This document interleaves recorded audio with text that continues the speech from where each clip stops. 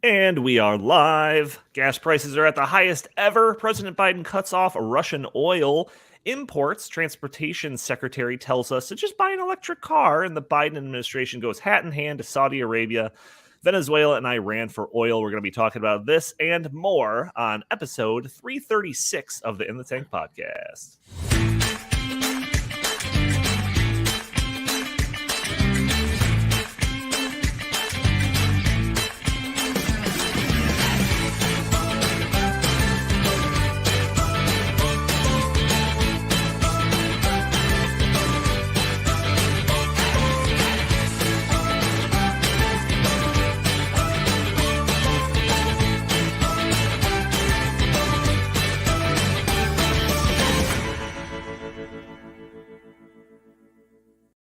That is right, folks. Welcome to the In the Tank podcast. As always, I am your host, Donald Kendal.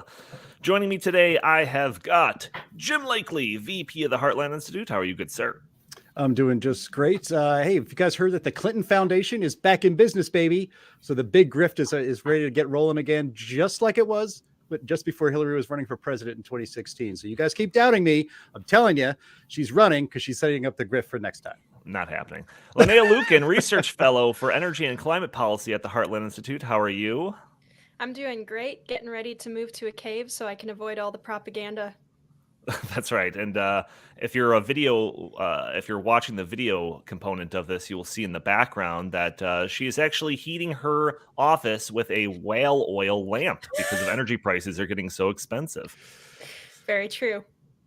Also joining us, we have Isaac Orr. You've missed him. You know him. Isaac Orr, Policy Fellow at the Center of the American Experiment. Woo, woo, woo, woo. What's up? Justin would be very proud that you're using whale oil because he has a long and well-storied history of opposing whales on this show. That's right. There's a long-running joke on this show about actually, it's not a joke. It's reality. We hate whales, and we take every opportunity to, kill them and thin out their numbers. So audio-only listeners, if you want the show a day early, you're probably listening to this on a Friday. If you want the show a day early, you can by watching us live on YouTube and Rumble and Facebook and Twitter on Thursdays at noon Central Time. You can also join in the conversation. Send us your comments and questions. It's possible that we'll show your comment on the screen, maybe respond to your question live during the show. And if you are watching us, make sure to subscribe on our new channel on YouTube. It's called the In the Tank Podcast. We made a separate channel just for this show because YouTube threatened our main channel, the Heartland Institute channel, because we said certain things that you're not supposed to say on YouTube, apparently. So help us defend free speech and support the unfiltered version of this show by going to In the Tank Podcast channel on YouTube and subscribing there. All right, so we got a lot of stuff to get into, but I was just thinking, reflecting back, this is episode 336, I was reflecting back on the past 6 years of this show, which is insane to think that it's been going on that long. And Isaac, you might remember this. Remember when, the most important topic that we were going to discuss was some, harebrained proposal to increase minimum wage to $20 in Sacramento, or some ridiculous plan to switch to 100% renewable energy by 2025. That wasn't even the most ridiculous stuff. It was, do you remember the Hawaii smoke tax, cigarette tax that increased by your age or something just absurd like that? I remember we did an episode about people freaking out in Oregon about them having to pump their own gas. That was an episode on the show. Yes. But yes. now since 2020, we've endured a pandemic, an economic shutdown, massive social unrest, 4-decade high inflation, potential World War III, energy crisis, the highest gas prices ever. What is going on? God, pumping your own gas was such a quaint time in history. Yeah, right. I mean, did someone dig up a cursed mummy or something? Isaac, have you been to Egypt lately? What's going on here? I've never been to Egypt, actually. So it's not your fault. fault. On my bucket list. Jim, I mean, have you been fooling around with dark magic? What's going on in the world? Seriously, give me some perspective here. I was talking about this with my wife the other day. It's just life just seems to be so much more exhausting now. I mean, we went through the 4 years when Trump got elected, the entire media and our culture, and our, Hollywood, everybody just went crazy and was just constant nonstop screaming about the bad orange man. And we have to get him out. And this is unprecedented. And our norms are all ruined. And this isn't America anymore. It's just mentally exhausting to have endured that. And then after that, then we get COVID, and now we have all of this energy crisis. And it's, then we had the murder hornets, and now we have giant spiders floating down from the sky that are going to invade the East Coast. I mean, Right. Good grief. It's a constant stream of stress. It is so much more stressful, it seems, to live in modern America than it was even 6 years ago when we started this podcast. Yeah, no kidding. I mean, Linnea, did you find like a monkey's paw and wish that your life wasn't as boring, and this is what happened with the wish or something? Like, I need an explanation. Oh, I don't know. But my theory right now is that someone's playing a game of Jumanji, and whoever you are, you need to stop. Finish the game. It's getting too much. Right. Isaac was trapped in the game for the last 6 episodes of the show. That's why he hasn't been here. Someone rolled double sixes and he got out. That's right. And then I said Jumanji. Is that how it works? I thought that's don't you remember the Robin Williams version? R.I.P. Okay. All right, yeah. So anyways, let's get to the topics at hand. We got a lot of stuff to cover. Earlier this week, it became known that the Biden administration was going to end Russian oil imports. This sent already high gas prices skyrocketing. When I drove into the office on Tuesday, I saw gas station signs promoting gas prices upwards of $4.69. And this is suburban Chicago, so I don't know what it's like downtown Chicago or, God forbid, Southern California or anything like that. But that was quite a shock to me. That was up 50 cents overnight because of that impending announcement by Joe Biden. I've got a USA Today article here. It says, according to whatever keeps track of all of this, the national average reached $4.25. This is breaking an all-time record set in 2008, where the national average peaked at $4.17. Experts are quoted in the article saying that this is likely not to end anytime soon, and that as long as there is the situation is unstable in Russia and Ukraine, that we should expect to see continued increases. These increases are also reflected in the cost of diesel fuel, which impacts the trucking industry, which in turn makes all products more expensive because it's more expensive to transport those items, et cetera, et cetera. So I just want to start off with kind of a basic question to you all. I want to get to the fuller context of what's causing the increases in gas prices, but let's first just focus on the problem itself. Aside from the obvious, it costing people more than ever to fill up their gas tank at the pump, how are these gas prices going to impact people in their everyday lives? I'm going to start off with you, Isaac. I mean, we're already seeing it. Like, my dad was talking, he's a farmer, right? He was talking about how much more it's going to cost him to fill up his tractors this spring as opposed to last year. So, I mean, it's just, I think this is probably going to result in some kind of recession moving forward, because gas prices can't be this high without that impacting other sectors of the economy, right? Every increase in the gas price or any energy price really is effectively a tax on the economy, because it leaves less money left over for other goods and services. So, economists are nerdy and they talk about it in terms of elasticity of demand. But really what it boils down to is you need to buy gas, you need to have electricity, you need to heat your house. And you're going to pay basically whatever it costs in order to do that, because you kind of have to. Yeah, we have another show on the Heartland Institute page where it's called the Climate Change Roundtable, where they just talk about climate-related stuff on a weekly basis. And I saw a clip of that, Linnea, where you were talking about how this would, not only just the cost of transporting goods across the country, but the rise in oil prices is going to have a profound effect in agriculture. Can you explain that a little bit? Yeah, absolutely. Well, for one, the price of oil is rising. The price of natural gas is rising too.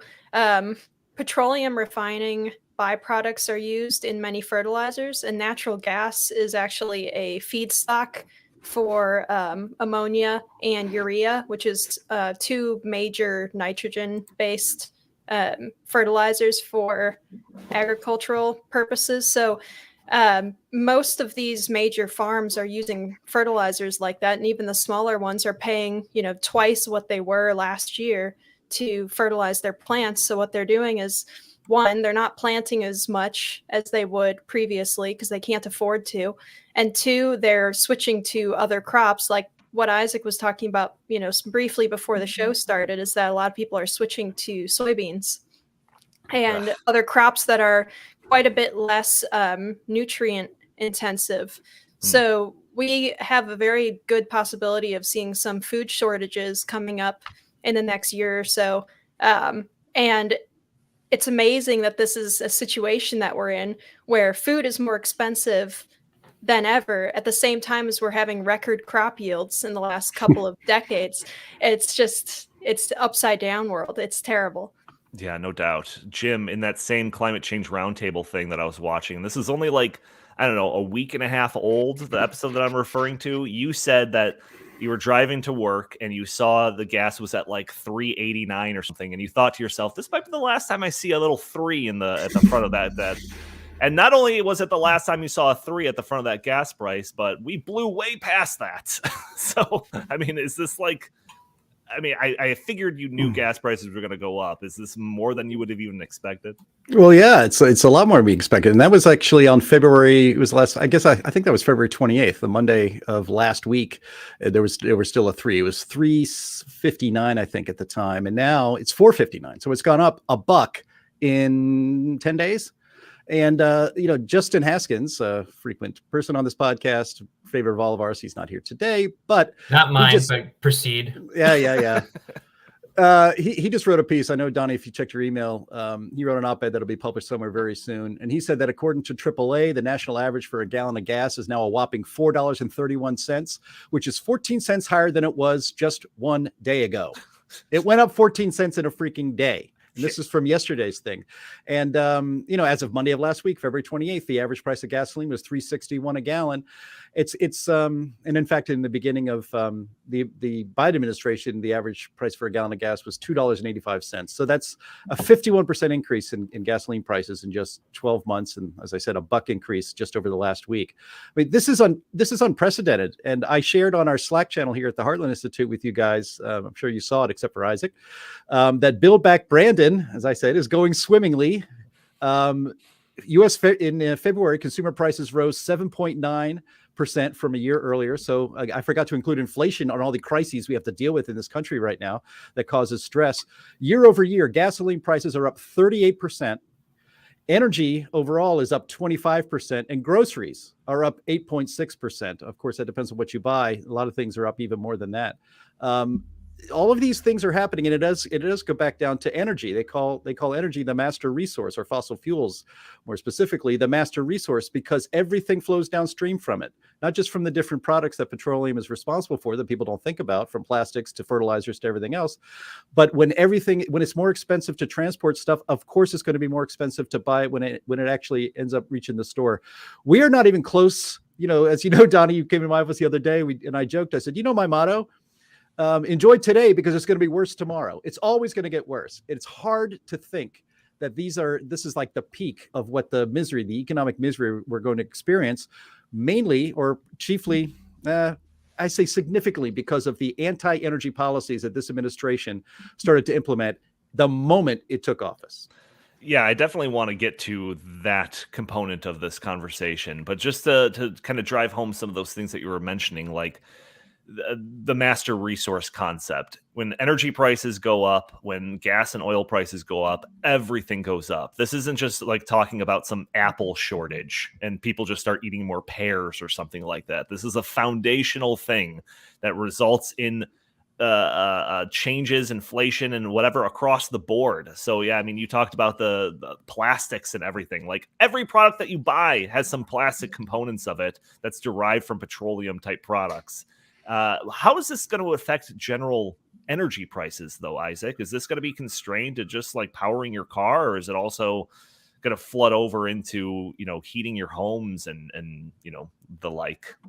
Oh, it already has, right? I mean, people in Minnesota have been pretty vocal about the huge increase in natural gas costs compared to last year. That's why I'm wearing my hat in my basement right now, right? So last year, natural gas was about $2 a million BTU. This year, at some points, it was above $5, but now it's about $4. So doubling over the last year. But, that's nothing compared to what they're paying in Europe right now. At one point, they were paying like $70 per million BTU when we were paying $4. So it's pretty crazy. And like, energy, I like to call it the invisible ingredient in everything. Like if you look in the dictionary, the definition of energy is the ability to do work. So when you make energy more expensive, everything else becomes more expensive downstream from that.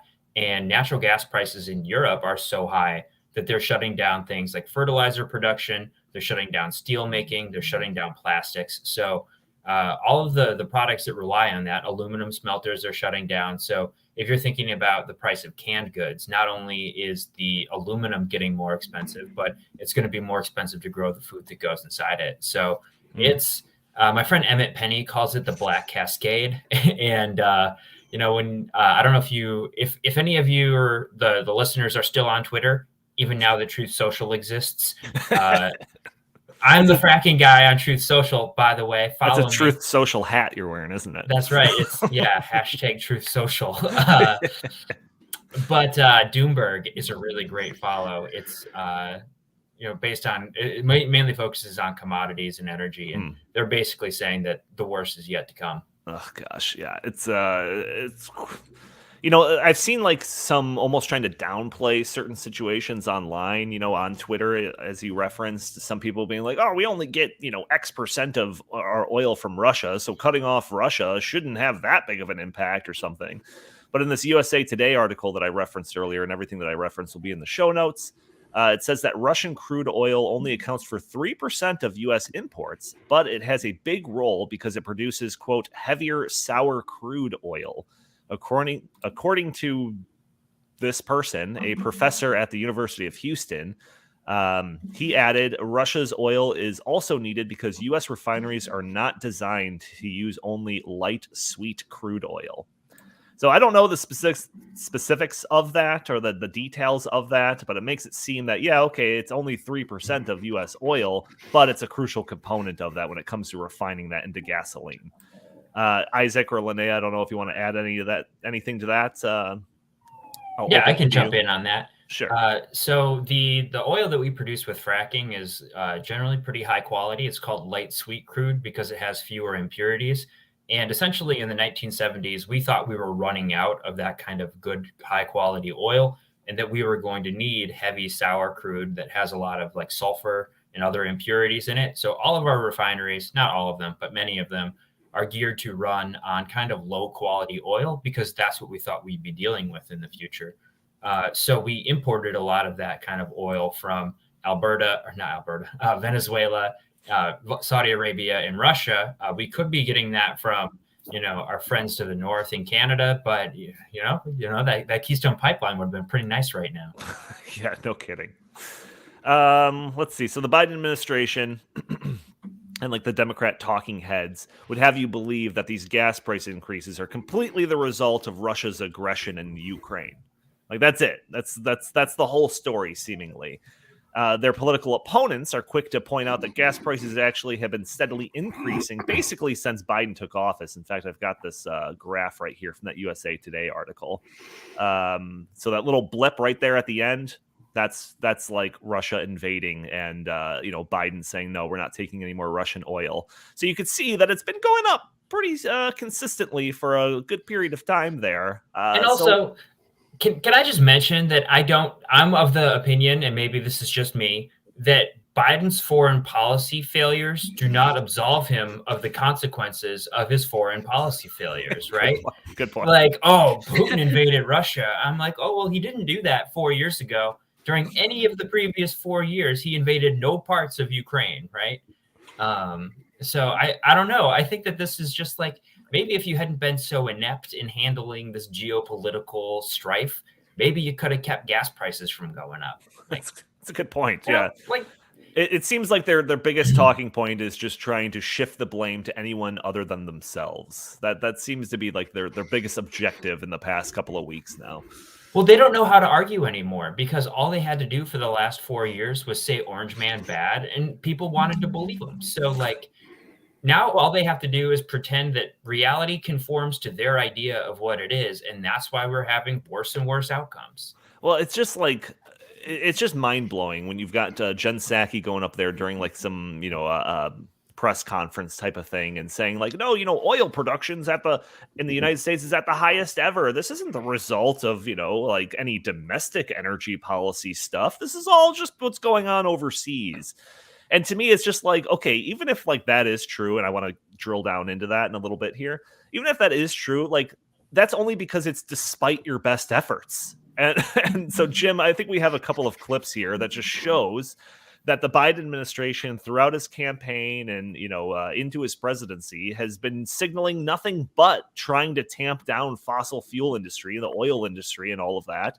It's like, what would you expect the result to be when you're pursuing policies like that? Here's a good old Joe Biden himself on the campaign trail, where I think somebody questions his determination to, in fact, get us away from fossil fuels. So let's play this. But kiddo, I want you to just take a look, okay? You don't have to agree, but I want you to look in my eyes.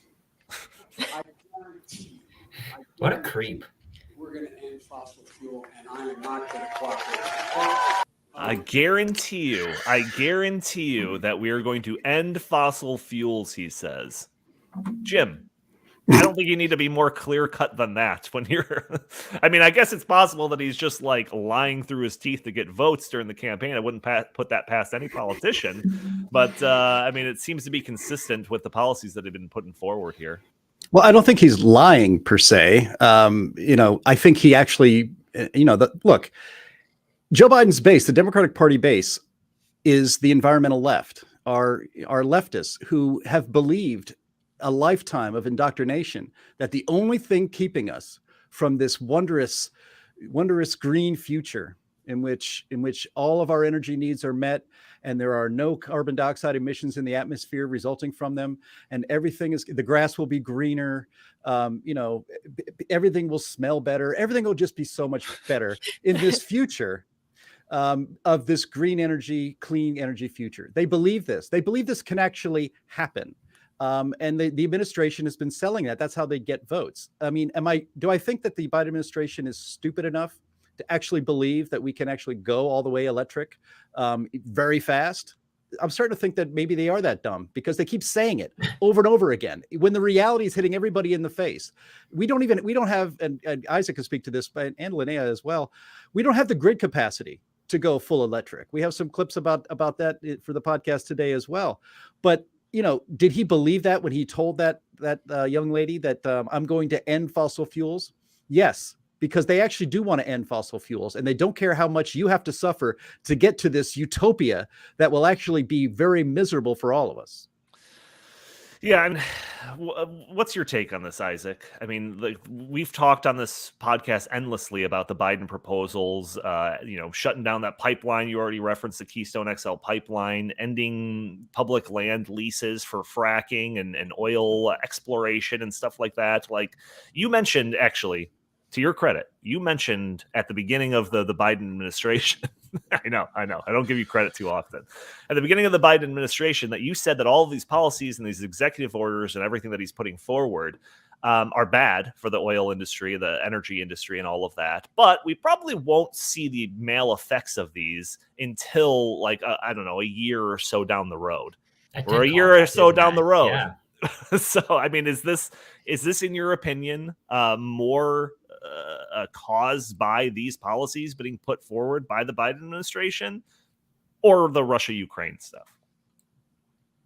I don't think that the Russia-Ukraine stuff is that big of I think it's introducing a lot of uncertainty into markets right now.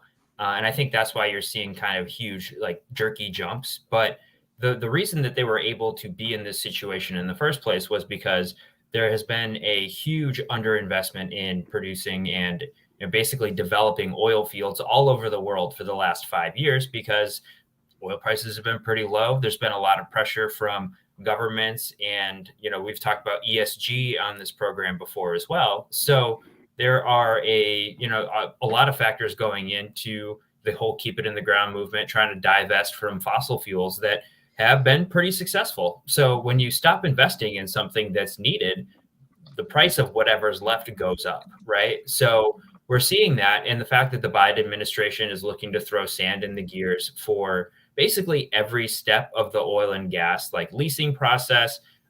Their new Fed chair, I think it's an associate Fed chair or something like that, is on the record of being very against fossil fuels, and they want to affect financing for that too. Yep, so right. It's the policies that they've had, like killing Keystone, were not good, right? But ultimately, the 800,000 barrels a day that was going to transport would be really nice, considering we import about 700,000 from Russia. But a lot of that oil is still coming to the United States via rail car. So the bigger impact, in my opinion, is the chilling effect that sends to the industry, that we are going to try and rake you over the coals as soon as we can. Liz Warren is currently looking to put new taxes on oil prices or oil profits right now. So the whole administration and that whole party is so hostile to American energy development that isn't wind or solar. So their hostility to anything that works is really what's deferring or deterring people from investing in it and trying to get a return, because they don't think the government's going to allow them to do that. So that's why prices are increasing. I mean, Linnea, correct me if I'm wrong here, but like these proposals to limit all of this gas exploration and production in the United States, like I feel like the sole purpose of that is to make those fossil fuels more expensive to justify a transformation to quote unquote renewable energy. Am I wrong? Not at all. And they're talking about it openly all the time. And recently I covered it a little bit, but it's been kind of a conversation point on the far left environmentalist blogs for a long time, that if only oil prices were to spike up super high, then you would be able to launch some green revolution, because it would essentially make it so that the green technology was less expensive than driving a regular car. And it's logical if you are a non-thinking person. It's it's this bizarre. It's logical if you're illogical. Got it. It's this bizarre world logic where, okay, so we have two products. One product is super expensive and the other one is not very expensive and more reliable. Well, if we make that more reliable product more expensive than the other one, then more people will buy the other product. Well, the problem is that people's incomes aren't going up with that. All you're doing is you're dumping people into energy poverty. It's like Colbert saying, I'll be willing to pay $15 per gallon of gas because I drive a Tesla. Well, sure. But, someone with their little, 2004 Honda Accord isn't going to say, oh, well, I better buy a $60,000 electric vehicle then. Right. That's just, it's infeasible. But the problem with all of us saying this stuff is that they don't care that it's infeasible. They want us taking public transportation and not leaving our homes. It's the whole Great Reset thing. So it's exhausting how everything that happens, they're able to spin it into something that promotes these, totalitarian ideas. Well, I've got this. I'll get into it in 1 second, but this hypocrisy that's coming out of the Biden administration right now that is got my head spinning. I don't understand how they can go in two directions at once, but I would almost give them a pass if this energy stuff wasn't so pivotal to their campaign when they were running, against Trump, when Biden was running against Trump, just last year or 2 years ago. In fact, we've got another clip here. This is going to give you your Trump nostalgia boost of the day. This is Trump versus Biden during a debate where Biden starts talking about how he wants to transition away from fossil fuels. So let's just all bask in the Trumpiness of this and watch for a minute. Yeah, and on Twitter there's a hashtag trending that Trump was right about everything, and I think this is a pretty good example of that, actually. Let's hear it. Would you close down the other way? I have a transition industry. Yes. Oh, I would that's transition. a big statement. It is a big statement. That's a because big statement. I would stop. Why would you do that? Because the oil industry pollutes significantly. I see. Here's the deal. But That's you a can't big do that. statement. Well, if you let me finish the statement, because it has to be replaced by renewable energy over time. And I'd stop giving to the oil industry. I'd stop giving them federal subsidies. He won't give federal subsidies to the gas. Excuse me, to solar and wind. Yeah. Why are we giving it to oil industry? We actually do All right. to solar and wind. We And have that's one the final biggest question. statement in terms of business. That's the biggest statement. Okay. Because We have basically one what he's final saying question, is he is Mr. going to President. destroy the oil industry. Will you remember that, Texas? Will you Okay. remember that, Pennsylvania, Oklahoma? Vice President Biden, let me give you 10 seconds to respond. Ohio. Yeah. I miss Trump so much. I Jim, miss go. him. You've got the little Trump puppet on hand, so my little tiny Trump right here. I'll let you have. Okay, yeah. but like you can miss him, but he's coming back in 25. Well, this is a whole other conversation. We can. Get It's into the that. art of the comeback, baby. It's Return of the Jedi. Empire Strikes Back is always in the middle. His campaign slogan is going to be "I missed you too." Go ahead, Jim. Yeah. Well, yeah. I mean, well, this goes to the first clip we played, and the ask of the question. Do they really believe this stuff? Donald Trump told people, he's like, look, we have energy independence under Donald Trump. We had a roaring economy under Donald Trump. We had full employment under Donald Trump. Of course, COVID washed a lot of that or almost all of it away. But the energy policy was a choice by this administration. And Donald Trump was right. He says, you're going to destroy the oil industry. And that's exactly what Joe Biden has done. Day one, no more Keystone XL pipeline, which was already under construction, and it was delayed by lawsuits and other nonsense. It was finally going to get some momentum and get finally finished so that we could get more oil from a friendly nation of Canada down to refineries in the United States even faster. That was canceled on like the minute he sat down at his desk. And we have more clips here of like Jen Psaki and others in the administration saying that, actually the administration hasn't taken any real steps to thwart energy production in the United States. If that's the case, if Biden's actions weren't killing the oil and natural gas industry, why were leftist outfits like the Natural Resources Defense Council and others applauding all the moves that he did in the beginning of his administration? Right. He canceled Keystone XL. He said no drilling for oil up in the Alaska National Wildlife. I'm sorry, ANWR, up in Alaska. No drilling for oil there. Canceled. No more new leases on federal lands. So they keep saying that, well, there's nothing we've done that's really, you guys are just peddling myths. There's nothing we've done to stop that. Again, if that's the case, why was it that Bill McKibben, who's the head clown of the climate bedwetters out there in the United States, he's the head of 350.org. He had a piece in the New Yorker the week of Biden's inauguration stating, quote, the Biden administration's landmark day in the fight for the climate.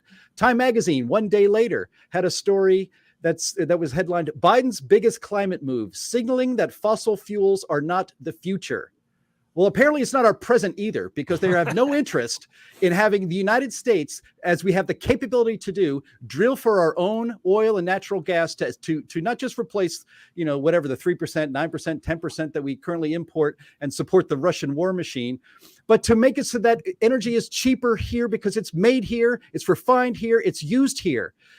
They have no interest in doing that. And every move they have done has thwarted that. And even to this day, when reporters have been asking Jen Psaki and others, why won't you just encourage more domestic oil and gas development? They say, we have to move to a green future. So when they said that we're moving to green future, that this is the end of fossil fuels, they freaking meant it.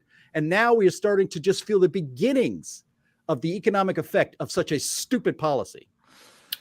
Yeah, this kind of ties into my, I'll open it to you, Isaac, after my little pseudo Jim rant here, but this is that like hypocrisy thing that I teased just a minute ago.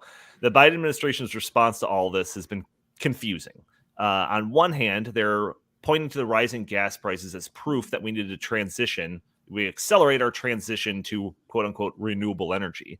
But on the other hand, you have the Biden administration signaling that it's going to try to buy more oil from Saudi Arabia, Venezuela, and Iran.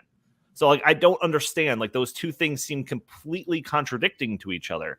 And like, I don't know, honestly, I don't even know what position makes me more mad. Like in regards to the plan to buy more oil from Saudi Arabia, Venezuela, and Iran, the plan smacks of hypocrisy. We can't drill for more oil here, but we can pay other countries to drill more oil and sell it to us. Also, we can't do business with big bad Russia, but Saudi Arabia, Iran, Venezuela, those are bastions of liberal democracy, right? But on the other hand, the administration is initiating policies that causes prices to go up. And then they're using those price increases to justify doubling down on those original policies. So I don't know which one makes me more upset. Isaac, what do you think? Can you make heads or tails of this? So I generally, I don't even like the fact that I'm right now. It's just a depressing time to be alive. I thought I was going to love this and bask in the I told you so's. And that lasted for 2 days. And now it's just man, this is miserable. But it is because it's going to get worse. I hear you, man. And, I hear you.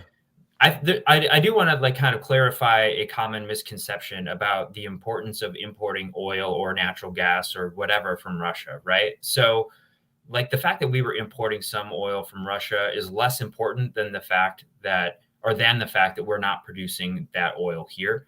I grew up on a farm. So I don't know, I kind of grew up with the commodities market, right? So if there is a bumper soybean crop in the United States, but there's a bad one in Russia or in Brazil, the price of all soybeans around the world goes up, right? Regardless of whether you bought your soybeans from Brazil or not, just the value of the soybeans increases. And that's really what's happening with oil. So the fact that we are restricting our own oil output is actually a bigger factor for putting money into Putin's pocket than the fact that we were buying $74 million worth of Russian oil every single day. That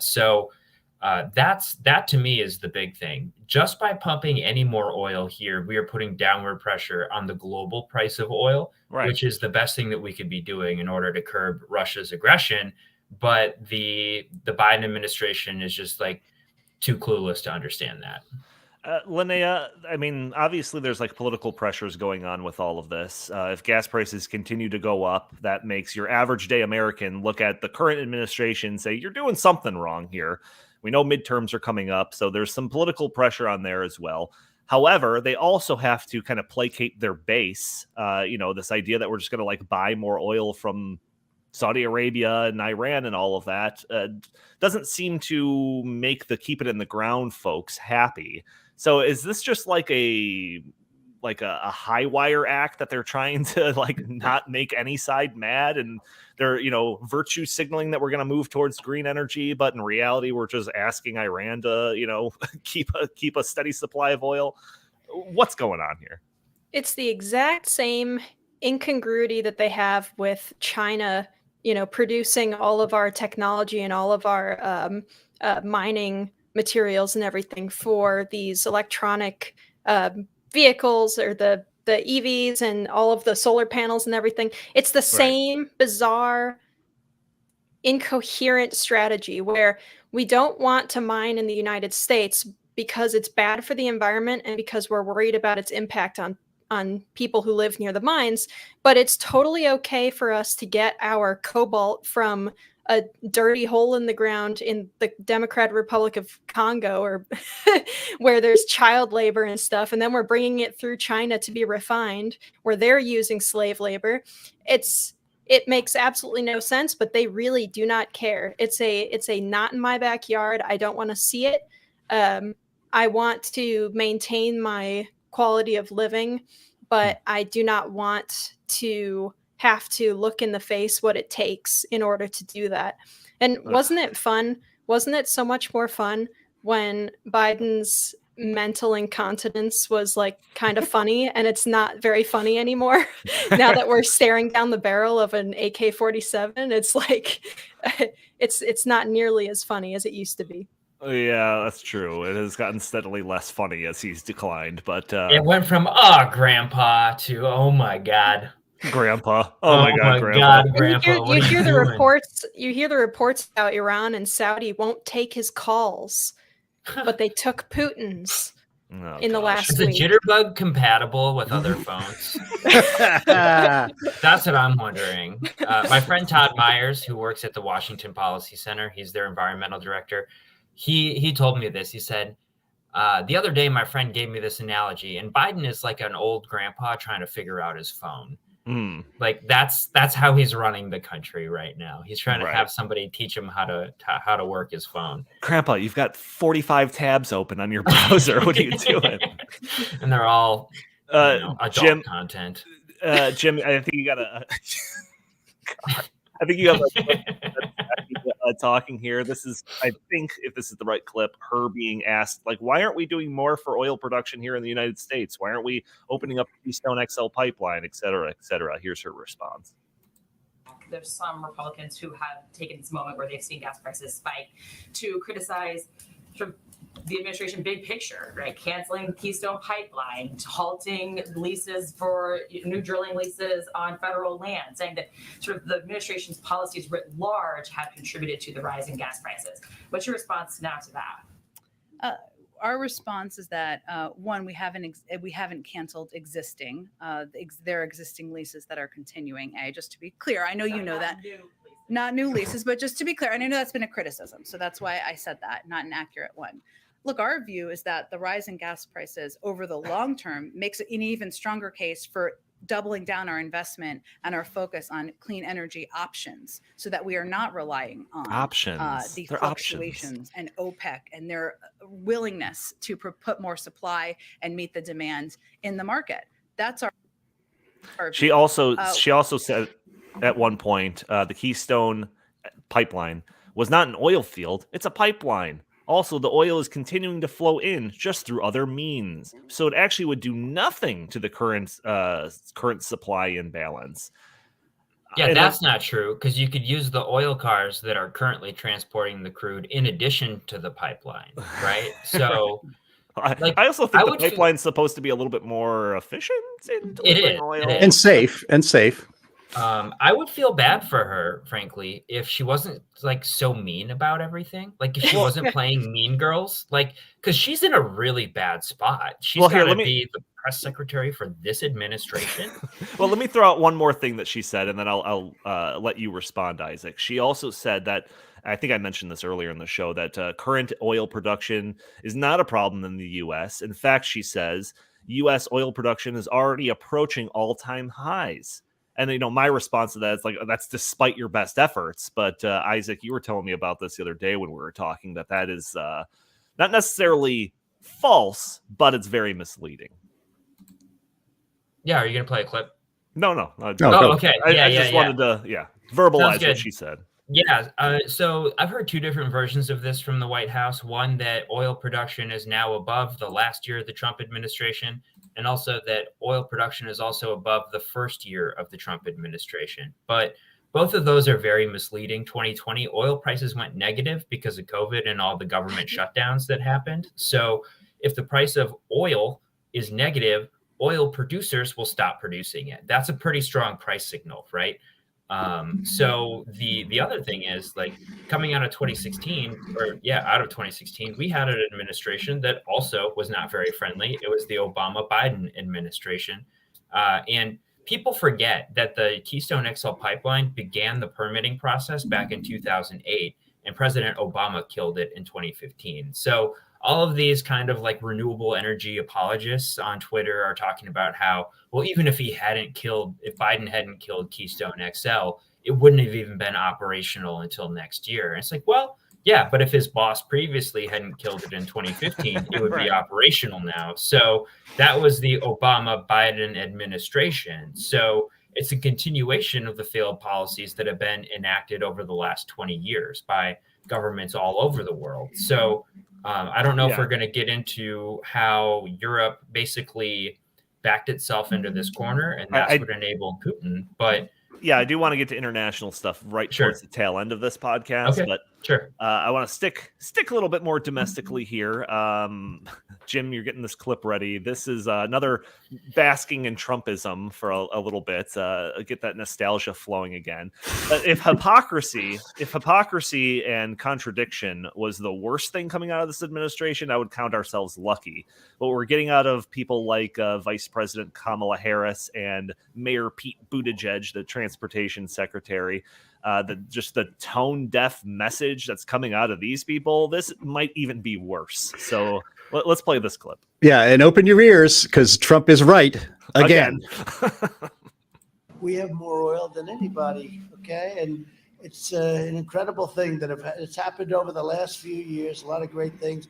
And you're paying, what, $2 a gallon for your gasoline? That's okay. You know what that's like? That's like a tax cut. That's bigger than a tax cut. If Biden got in, you'd be paying $7, $8, $9. Then they say, get rid of your car. Last month, we announced a $5 billion investment to build out a nationwide electric vehicle charging network so that people from rural to suburban to urban communities can all benefit from the gas savings of driving an EV.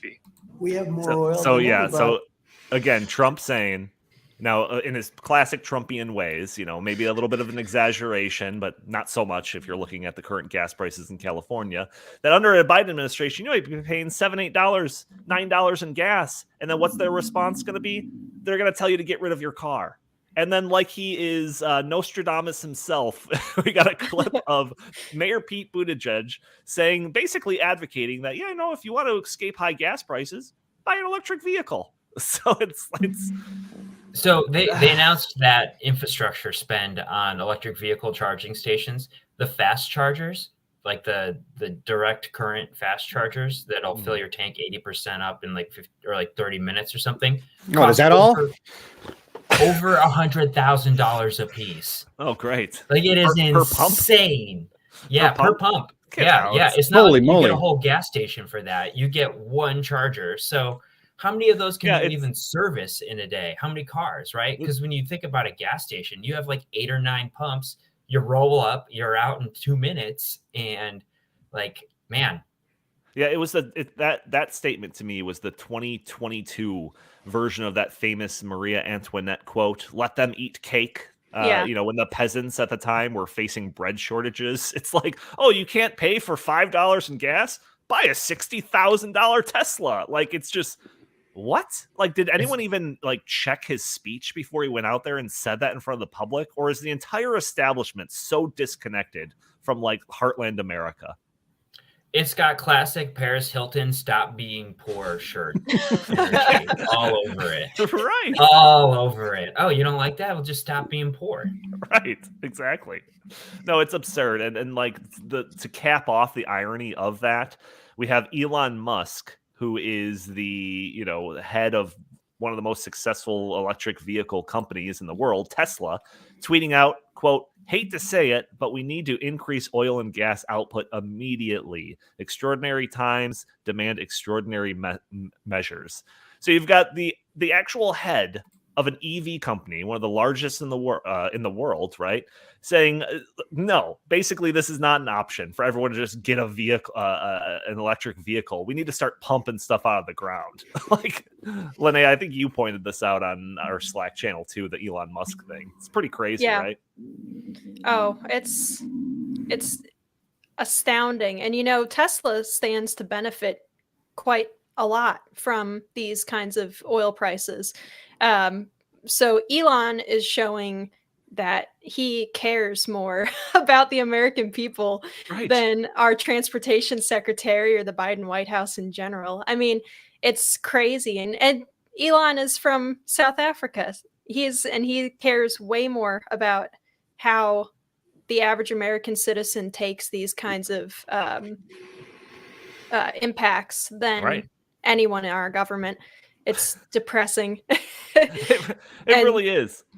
And like, I was looking at, I saw like a Twitter thread, and I went in and I found an article that supported this claim that basically, like, we couldn't even supply electric vehicles to even half of the country without running into like some really serious obstacles. One of them being something that we've dealt with over the past several months with the supply chain issues is like chip shortages. Guess what? Electric vehicles need a whole lot of those microchip components in there. The lack of charging station infrastructure, as Isaac, you already kind of mentioned there. And then also the idea that electric vehicles require 10 times more rare earth material than your standard internal combustion engine car. So it's like, even if everyone's like, yep, you're right, I'm going to just drag that $60,000 out from underneath my mattress, and to avoid high gas prices, I'm going to go buy an electric car. If a sizable amount of Americans did actually do that, we wouldn't even be able to build the cars to sell to these people in the first place. It's like our leaders don't even know what they're doing.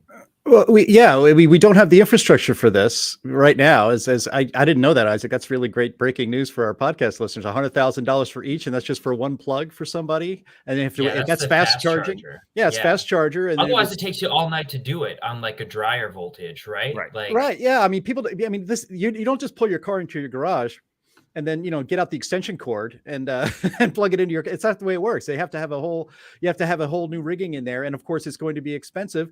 And if we're not going to use natural gas and coal, which is the cheapest and reliable fossil fuels for electricity, and we're not going to go all nuclear, how expensive it's going to be to charge up your vehicle at overnight. But again, I talked about this, and this is logical, and people think this way because people are not dumb. They think to themselves, oh, all right, electric car, let's see.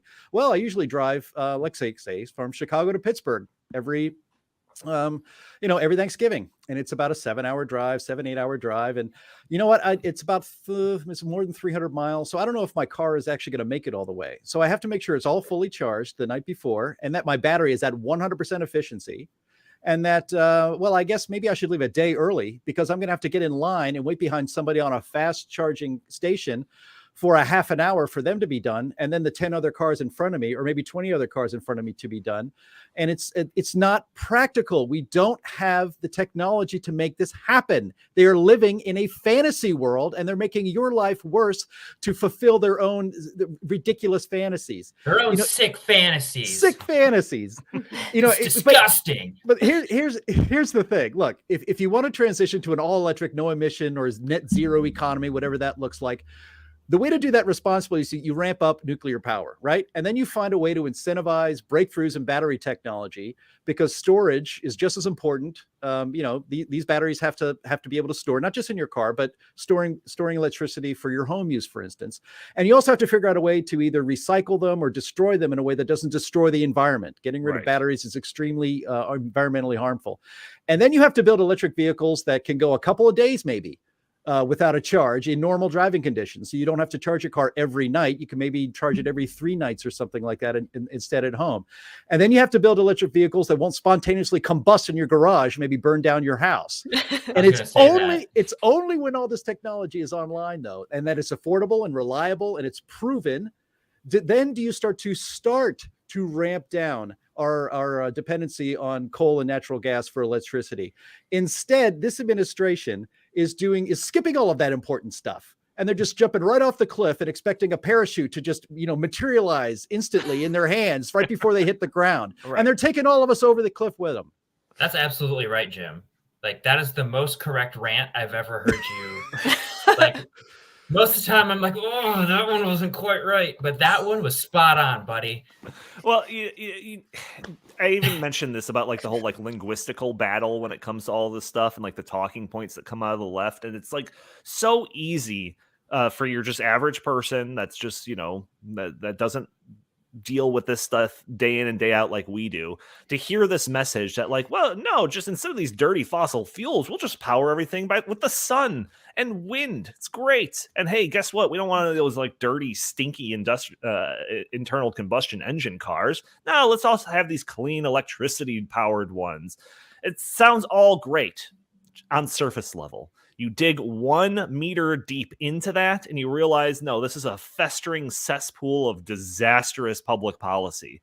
And we have done episodes on specifically on wind and solar not being a solution to this, getting into how they're actually environmentally destructive and on all levels of production on that and, disposal of those things. And we've done entire episodes on electric vehicles and how those are just plague-ridden with problems, especially when you get into the colder climates and et cetera, all things that we can't get into completely in depth here. But if you search back through some of our old episodes, you will find that stuff.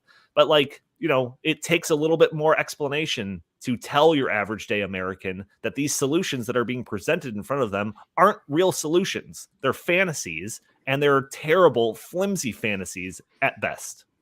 Linnea, are you going to jump in? Yeah. Well, and also all you really need to do, in my experience, when someone starts talking about how we don't need to burn fossil fuels in your car, you can just use electricity. and you look them dead in the eye and you say, where does electricity come from? Right. The wall. Currently, if you want to talk about a Tesla or something, you're talking about this car is a natural gas powered car, or this car is a coal powered car. Sure. That's the reality of it. And people just don't like to think multiple steps down the line when it comes to that sort of issue. And then, maybe you'll get a little pushback and they'll say, oh, well, we're going to just use wind and solar on everything. Well, what they don't know is that for every wind or solar installation, you have to have an equivalent backup of a fossil fuel for when they go down. Otherwise, the grid crashes. So it makes absolutely no sense. Yeah, but it's like their flimsy fantasy proposals take one sentence to explain, and then our response to that takes 2 sentences. So people are generally going to listen to the 1 sentence thing. Isaac, yeah, exactly. I mean, that's a rule of thumb that you could apply to any policy thing that we talk about. That's right. We're governed by slogans, and man, the results are evident. Isaac, I said that I wanted to talk about a little bit of international. We only have less than 5 minutes here, so we'll make it quick. But I've got this Bloomberg article titled "European Industry Starts Shutting Down as Energy Prices Soar." The article starts off. I think it's less important to talk about that right now, because I think it's better just to give the audience an overview, right? Well, just real quick, I'm going to use this as a specific example, and I'll let you do the overview afterwards. But it says European industry is showing the first signs of shutting down as Russian invasion of Ukraine boosts energy costs for steelworks, fertilizer plants, and paper mills to unsustainable levels. The war in Ukraine, combined with sanctions and counter threats from Russia, have upended commodity markets, pushing European gas prices to fresh records and triggering one of the biggest oil supply shocks since World War II. That's starting to throttle demand from smelters and other energy-intensive plants across the region, which were already struggling before Vladimir Putin unleashed his military machine. So these are specific outcomes that are happening from this terrible European energy crisis that's going on, where they're going to start shutting down manufacturing and stuff because energy prices are too high. So yeah, Isaac, you can explain how they got there, and just know that is a direct result of where we are. Yeah, it's decades of bad policy that led to the shutdown of coal and nuclear-fired power plants, because they wanted to have, especially Germany, they wanted wind and solar to power everything. But like Linnea said, you need a natural gas plant to back up the wind, because remember Donald Trump, our Lord and Savior, saying, "Darling, is the wind blowing? I'd like to watch television." When the wind's not blowing, Germany is importing Russian natural gas in order to keep the lights on, right? So as you increase the amount of wind and solar on your system, you actually retire coal and natural gas first, because those are inflexible electricity sources. So you become even more reliant on natural gas. Europe has banned fracking. Wow. They don't produce much of their own natural gas. So they've become completely, beholden to Russia in terms of providing the electricity that is keeping people from freezing to death and keeping blackouts from sweeping the continent. That's why Europe has been so weak on this, because they've ceded all of their energy sovereignty over to Vladimir Putin. And I think that that's really the word that I like to use, the phrase, right? Energy sovereignty, because now Putin can dictate prices. He's forcing a huge economic depression, I think, in the future, because all of these people are now out of work. So you have people out of work because the factories are shut down. You also have less of the goods that these factories are making, driving up the price. It looks like we got one more a Trump clip to play here, Jim. If you want. Yeah, I was just. I think we're gonna rename this episode to "Trump Was Right." So let's just go ahead. Yeah, the thumbnail has Putin's picture on it. I think you have to swap that out. We're gonna have to fix that today. This is Trump speaking at some international conference. No, at the United Nations, he was warning again. Trump was right again. Germany will become totally dependent on Russian energy if it does not immediately change course. Here in the Western Hemisphere, we are committed to maintaining our independence from the encroachment of expansionist foreign powers. Oh, look at Germany laughing it has at been this the formal statement. Policy of our country since President Monroe that we reject the interference of foreign nations in this hemisphere and in our own affairs. So yes, if for those just listening, the German delegation was laughing at Donald Trump, correctly predicting, snickering. That big stupid orange man, he doesn't know anything. Again, 100% right. He warned them. They didn't listen. He said, you know, guys, you could get American natural gas instead. We'd be happy to send it over to you. Nope. We'll just take it from Russia, and no worry, there'll be no ramifications for this. This will never come back to bite us. Right. Oh, I think Trump would be threatening to pull out of NATO unless European countries legalized fracking right now. Oh, that's like, I think he would be busting Europe's balls right now and telling them that they need to pull their heads out of their keisters.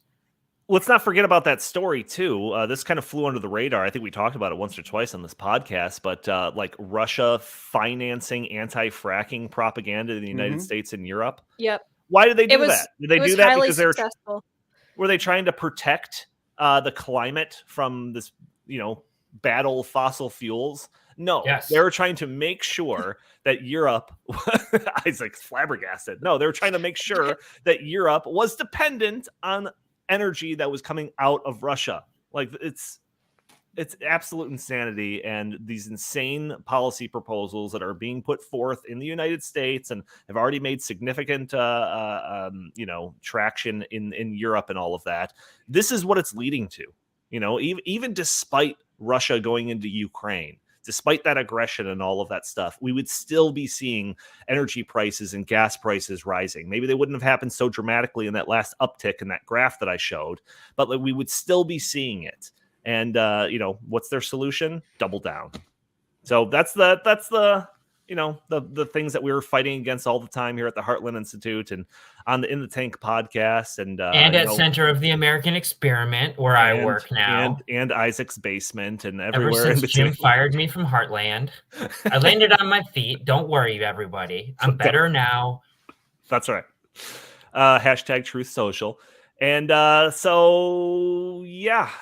going to continue to talk about this topic. It's the most important topic, in my opinion, or one of the most important topics for sure. But gentlemen, lady, anything you want to, any words of wisdom, anything you want to get off your chest before we sign off for the day? Hearing nothing. Linnea, you said Trump was actually bashing Europe over this? Oh, yeah, that's right. There is a rumor. I have not substantiated it yet. Allegedly, Trump has mailed people, the best people are saying that Trump mailed Angela Merkel a white flag in the mail after. Wow. He said he did that. Happened, which is maybe the second best thing that Trump has ever given Angela Merkel.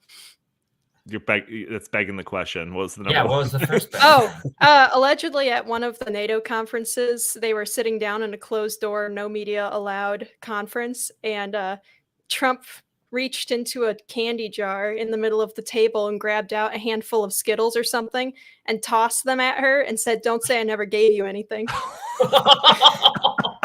I miss it. Oh, me too. Me too. All right, everyone.